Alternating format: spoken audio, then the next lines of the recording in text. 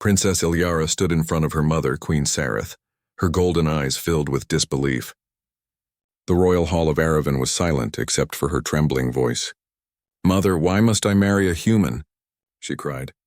The words echoed against the crystal walls, but the queen did not flinch. Her calm gaze held both strength and sadness. She knew her daughter's heart was young and proud, but the fate of two worlds rested on this decision. Ilyara could not understand how her mother could even consider it. Humans were strange to her. They were small compared to her kind, weaker and often reckless. For centuries, the people of Erevan had fought with humans, never trusting them, and now her mother wanted her, the princess of Erevan, to marry one of them. To her, it felt like betrayal. Queen Sareth spoke in her usual calm tone. "My daughter, this marriage will bring peace. Captain Daniel Reese is not like the others. He has courage and honor. He saved hundreds of our people during the plasma storm." But Ilyara shook her head. "He is human, mother.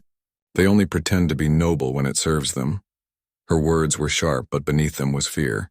She feared losing her world, her pride, and the image of what she thought was strength. When the Terran fleet arrived at the royal port, Ilyara watched from the balcony. The humans walked in a perfect line, wearing silver armor that reflected the sun. Among them was Daniel Reese, tall for a human, with calm gray eyes and a steady step. He looked neither proud nor afraid. There was something quiet about him, something Ilyara could not name. During the first meeting, Ilyara stood beside her mother. She tried not to look at him, but Daniel's presence made it impossible to ignore. When he bowed to the queen, there was no arrogance, no forced politeness. He spoke simply, saying, "It is an honor to stand on Erevan in peace." His voice was low, but it carried a weight of truth that Ilyara could not deny. That night she argued with her mother again. "He will never understand our ways. He will never understand me." Queen Sareth only smiled sadly. "You may be right, my child. But sometimes peace is not found in understanding what it is found in trying." Ilyara spent days avoiding Daniel. When they finally met again, it was not in the palace, but in the gardens. She found him standing under the twin moons, studying the glowing blue trees with quiet wonder. He turned as she approached. "Princess," he greeted, his tone respectful but not fearful. "You should not be here," she said coldly. "I asked for permission," he replied. "Your guard said this garden was open to visitors of peace." His calmness annoyed her. She wanted him to be nervous, to show weakness. But he only smiled faintly. "Your world is beautiful. I can see why you would wish to protect it." Ilyara crossed her arms. "Humans destroy what they touch." He looked at her for a long moment before replying softly, "Maybe that's why some of us are trying to change. Maybe that's why I'm here." His words stayed with her even after she left. She told herself she did not care, but his voice echoed in her mind. Days later, the peace ceremony began. Ilyara stood beside Daniel, dressed in her royal armor of silver and blue. The great hall was filled with leaders from both worlds. As the queen spoke about unity, Ilyara tried to keep her heart steady. She wanted to appear strong, but deep inside she felt something strange, something she did not want to admit. Then everything changed. Without warning, a blast shook the palace. The windows shattered and smoke filled the air. The peace ceremony turned into chaos. Rebels from Ilyara's own world, those who hated the idea of joining with human, had launched an attack. Guards rushed in, shouting orders. The queen was taken to safety, but Ilyara was trapped when part of the ceiling collapsed. She struggled to move, her leg pinned by a heavy crystal beam. The air was thick with dust and her lungs burned. Panic filled her chest.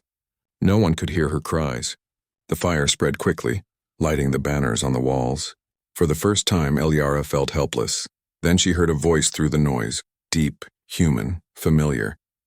"Hold on, I'm coming." It was Daniel. Through the smoke he appeared, his armor scorched and covered in dust. Without hesitation he ran toward her, lifting the heavy beam with all his strength. His face was strained, but he did not stop. He freed her leg and carried her out of the collapsing hall. Ilyara coughed, her vision fading. She felt the heat of the flames and the strength of his arms around her. He didn't let go even when part of the floor gave way beneath them. He jumped across the gap, landing hard but keeping her safe. When they finally reached the courtyard, medics rushed forward. Ilyara looked up at him, her voice weak. You could have died." Daniel smiled faintly. So could you. I wasn't going to let that happen. Before she could answer, he collapsed from exhaustion. The medics took him away and she was left staring after him, her heart racing in confusion. That night, Eliara sat by her window, the stars shining above. She thought about everything. His calm voice, his bravery, the way he had looked at her not as a princess but as a person worth saving. For the first time, she wondered if her mother had seen something she herself could not. She remembered the Queen's words. Sometimes peace is not found in understanding, it is found in trying. Eliara whispered softly to herself. Perhaps he is trying. The night wind carried her words away. But something inside her had changed. She no longer saw the human as weak or foolish.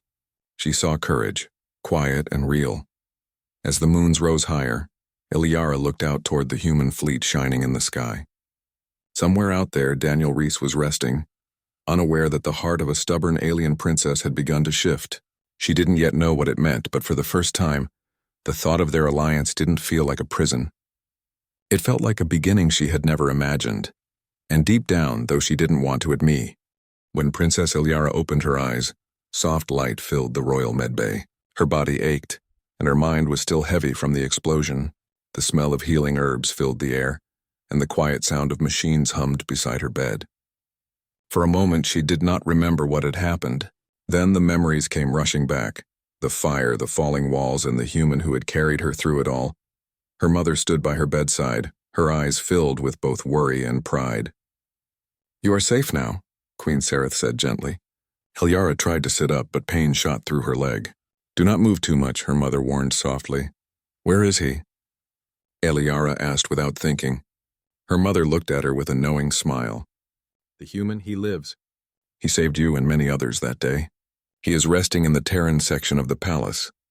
Eliara's heart felt strange hearing those words.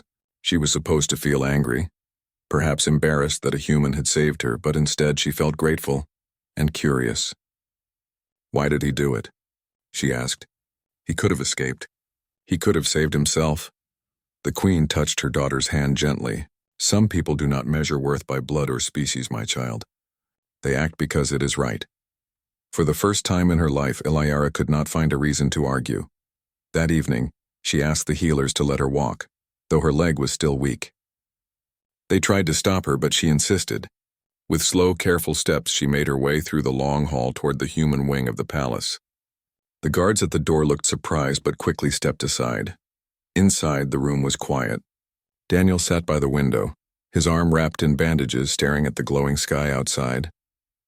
When he turned and saw her, he tried to stand, but she lifted her hand. Don't, she said softly. You need to rest, he smiled faintly. So do you, Princess. Eliara walked closer, her steps hesitant. You risked your life for me, she said. Why? Daniel looked at her carefully, then said, Because it was the right thing to do. You were in danger and I couldn't stand by. I didn't think about rank or species. I just thought, no one deserves to die when I can help. Eliara looked down, unable to meet his eyes. But I was not kind to you, she said quietly. I said terrible things about your kind. He nodded slowly. You were honest. And maybe you had reasons. Your people lost much because of us.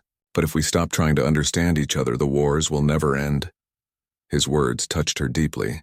No one had ever spoken to her that way, without fear, without anger. Just truth. She looked at his tired face, at the scars on his hands, and she felt something change inside her. Over the next few days, she visited him often. They talked for hours and about their worlds, their families, their dreams. She learned that Daniel had grown up in a small colony on the edge of the human territories. He had joined the fleet not for glory, but to protect those who could not fight. Eliara found herself smiling more each time they met. She began to see him not as a stranger, but as someone whose heart was strong and good. One afternoon, as they walked through the royal gardens, Eliara asked quietly, Do humans always act without thinking of what they might lose? Daniel laughed softly. Not always, but sometimes doing the right thing means taking the risk. Eliara looked at him, her golden eyes thoughtful. Then perhaps my people have something to learn from yours. Their peaceful days did not last long. A week later, the palace was attacked again by those who wanted to destroy the alliance. Explosions rocked the city and the power systems failed.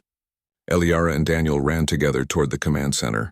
Smoke filled the corridors and alarms blared. When they reached the control hall, Eliara took charge of her guards, using her energy powers to raise a protective barrier. Daniel worked beside her, giving quick orders to the human officers.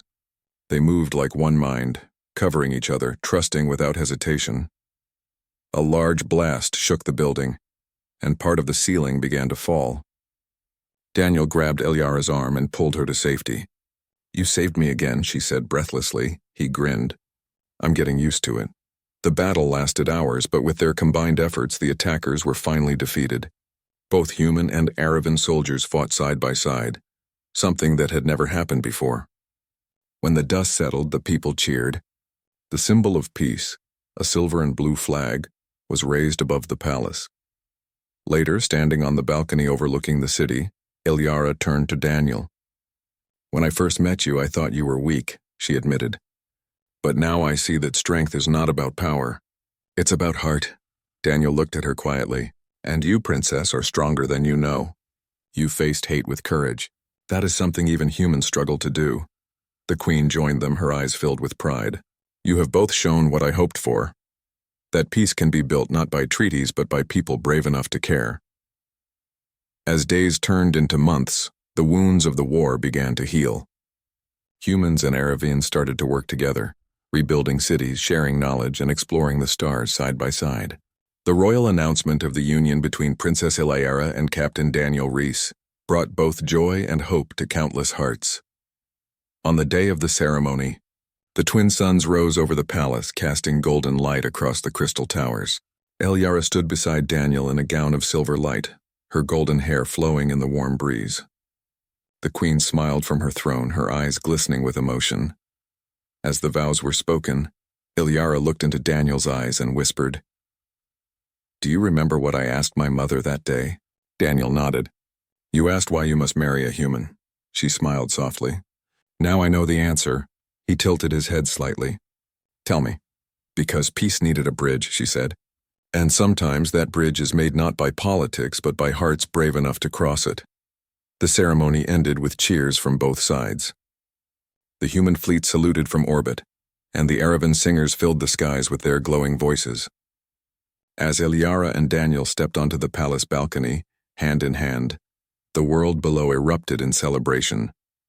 That night, Eliara stood by the window of her new chambers, looking at the stars. Daniel joined her quietly. "Do you ever think about how it all began?" he asked. She smiled. "Yes, with anger, fear, and pride. But it ended with understanding." He took her hand gently. "Maybe that's how every great story begins." Eliara leaned her head on his shoulder.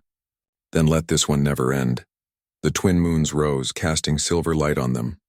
For the first time in generations, the world of Aravan and the humans of Earth shared the same peace, born not from war or command, but from the simple courage of two hearts who dared to trust each other.